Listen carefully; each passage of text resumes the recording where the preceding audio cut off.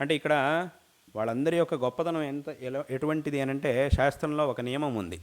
ఏమిటి అనంటే, ఒకరు రాసినటువంటి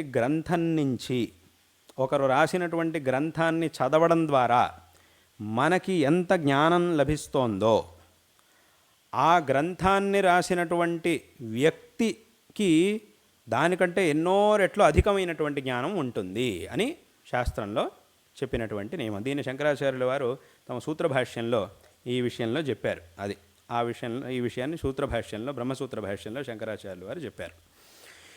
అంటే ఒక ఆయన ఒక గ్రంథం రాశాడు, ఆ గ్రంథం ఎన్నో విషయాల్ని మనకి చెబుతోంది. ఆ గ్రంథమే అన్ని విషయాల్ని చెబుతోంది అని అంటే, ఆ గ్రంథాన్ని రాసినటువంటి వ్యక్తికి ఇంకా ఎన్నో విషయాలు తెలుసు. ఇక్కడ చెప్పబడినటువంటి విషయాలు ఆయన తెలుసుకున్నటువంటి విషయాల్లో ఒక భాగం మాత్రమే. వాస్తవంగా ఆయన యొక్క జ్ఞానం అనేది ఇంకా చాలా ఎక్కువ. దానికే శంకరాచార్యులు అక్కడ ఉదాహరణ చెప్తూ, యథా వ్యాకరణాది పాణిన్యాదేర్ జ్ఞేయైక దేశార్థమపి అని అన్నారు. అంటే వ్యాకరణ శాస్త్రం, పాణిని మహర్షిని అక్కడ శంకరాచార్యుల వారు ఉదాహరణగా చూపించారు. పాణిని మహర్షి వ్యాకరణ సూత్రాల్ని రచించారు, వ్యాకరణ శాస్త్రాన్ని. ఆ వ్యాకరణ శాస్త్రంలో అంటే ఆ పాణిని సూత్రాలు ఎంతో ఒక అద్భుతమైనటువంటి మేధాశక్తితో ఆ సూత్రాల్ని ఆయన మహర్షి రాశారు. అంటే ఆయా శబ్దముల యొక్క వ్యుత్పత్తి కోసం, ఆ శబ్దముల యొక్క వ్యుత్పాదన కోసం ఎన్నో విధమైనటువంటి మార్గాల్ని ఆయన ఆ సూత్రముల్లో అనుసరించారు. ఫలానా ప్రత్యాహారం కావాలి, దానికోసం ఈ సూత్రం ముందుండాలి, ఆ సూత్రం తర్వాత ఉండాలి.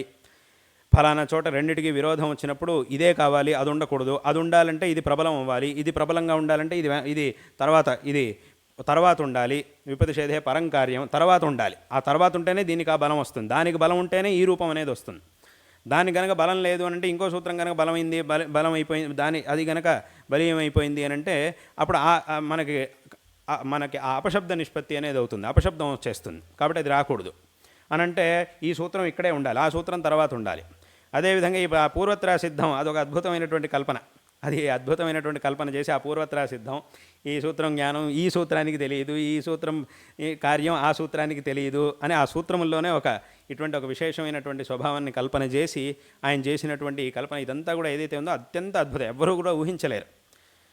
అందుకే మిగతా శాస్త్రముల యొక్క సూత్రాలకి వ్యాకరణ సూత్రాలకి చాలా తేడా ఉంది. మిగతా శాస్త్రంలో ఈ విపతిషేధే పరంకార్యం ఇలాంటివన్నీ కూడా అక్కడ ఉండవు.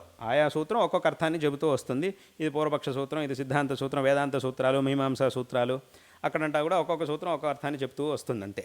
కానీ ఇక్కడ అలా కాదు, ఈ సూత్రం ముందే ఉండాలి, ఆ సూత్రం తర్వాత ఉండాలి అనేటటువంటి నియమాలన్నీ కూడా ఉంటాయి.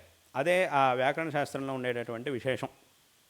కాబట్టి ఆ పాణిని మహర్షి ఆయన రాసినటువంటి ఆ సూత్రముల్లోనే ఇంత అర్థం, ఇంకా అక్కడక్కడ యోగ విభాగం చేసేది, ఫలానా చోట యోగ విభాగం చేస్తే ఈ అర్థం వస్తుంది, ఆ యోగ విభాగం చేసినప్పుడు ఆవృత్తి చేయడం, దాన్ని మళ్ళీ ఇంకోసారి ఆవర్తన చేయడం, ఈ యోగ విభాగం చేయడం, అక్కడ ప్రశ్లేషణ చేయడం, ఆయా అక్షరాలని ప్రశ్లేషణ చేసి కావలసినటువంటి అర్థాన్ని తీసుకురావడం.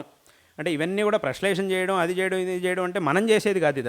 అదంతా పాణిని మహర్షి యొక్క మనస్సులోనే ఉంది. దాన్ని భాష్యకారులు, వ్యాఖ్యానకారులు, ఈ సాంప్రదాయికమైనటువంటి విద్వాంసులు అందరూ కూడా ఎవరైతే ఉన్నారో భాష్యకారులు, ఆ భాష్యకారులను అనుసరించి వచ్చినటువంటి విద్వాంసులు, వాళ్ళందరూ దాన్ని మనకు చూపిస్తున్నారే తప్ప వీళ్ళేదో కొత్తగా పాణిని మహర్షి చెప్పని విషయాన్ని మేమేదో చెప్తున్నామని అర్థం కాదు. వీళ్ళు ఎంత చెప్పినా కూడా ఇవన్నీ కూడా పాణిని మహర్షి యొక్క మనస్సులో ఉన్నటువంటివే. ఆ ఉద్దేశంతోనే ఈ సూత్రాన్ని ఆయన రచించారు అనే చెప్పాలి తప్ప మేమేదో ఆయనకు తెలియని విషయాన్ని మేమేదో చెప్పాము, మేము ఈ రకంగా వ్యాఖ్యానం చేసాం, ఆయన కొంచెం చేసినప్పుడు ఆయన చేసిన దాంట్లో కొంచెం న్యూనత ఉంది, ఆయన కొంచెం తక్కువగా చేశాడు కాబట్టి అది సరిపోవట్లేదు కాబట్టి మేమే దీనికి కొంచెం ఎక్కువ అర్థం వచ్చేలాగా మేము వ్యాఖ్యానం చేసాం అనడానికి వీల్లేదు. నువ్వు ఏమేమైతే చేస్తున్నావో అదంతా కూడా ఆయనకి తెలుసు. ఆయనకు తెలియదని అంటామా? ఇంత గొప్ప సూత్రాలను, ఇంత గొప్ప శాస్త్రాన్ని రచించి, ఇంత అద్భుతమైనటువంటి శైలిలో సూత్రాలను రచించినటువంటి వ్యక్తికి ఫలానా రూప నిష్పత్తి కావాలంటే ఇక్కడ ఏదో అక్షర ప్రశ్లేషణ చేయాలి, ఇక్కడ యోగ విభాగం చేయాలి అనేటటువంటి విషయం తెలియకుండానే ఆయన సూత్రాలు రాశారని అనడానికి అవుతుందా? అవదు.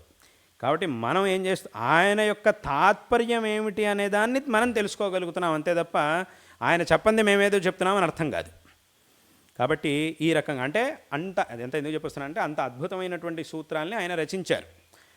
కాబట్టి ఆ సూత్రముల ద్వారా వస్తున్నటువంటి అర్థమే ఇంత పెద్ద సముద్రంలాగా ఉంది అని అంటే ఆ రచించినటువంటి వ్యక్తి యొక్క బుద్ధిశక్తి అనేది ఎంత అద్భుతంగా ఉంటుంది, ఎంత ఉత్కృష్టమైనటువంటిది అనే దాన్ని మనం ఊహించడానికి కూడా సాధ్యం లేదు అనే విషయాన్ని స్వయంగా శంకరాచార్యులు వారు చెప్తున్నారు. శంకర భగవత్పాదాచార్యులు వారు తమ భాష్యంలో, సూత్ర భాష్యంలో ఈ విషయాన్ని ఉదాహరిస్తూ ఉన్నారు.